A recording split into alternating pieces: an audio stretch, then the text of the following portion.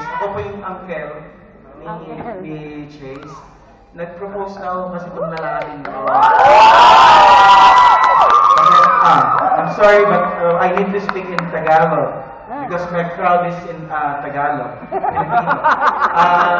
Ganyan, nag-propose na siya ng marriage, and what I'm asking for the parents and the student, please pray for this relationship to work.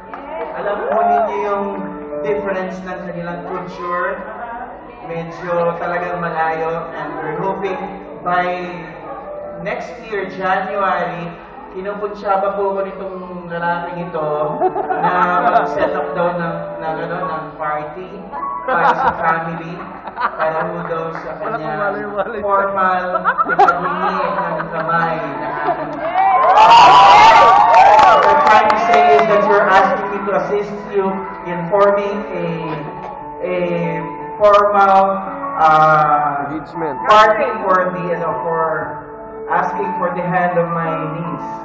So, ang hinihingi ko lang sa inyo, ipanalangin niyo naman itong pamangkin ito. Na sana huwag mapahamak sa lalaking ito. Anyway, yun lang po eh. Tawan-tawa si Kati. Alright, tama po yun.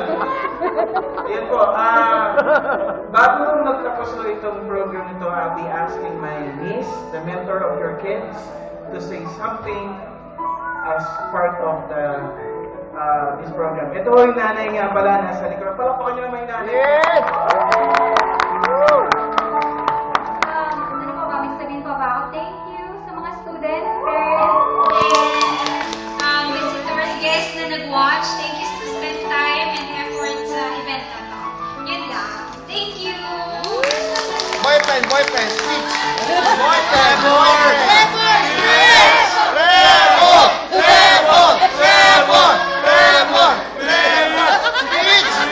Thank you very much and have a nice evening to each and everyone.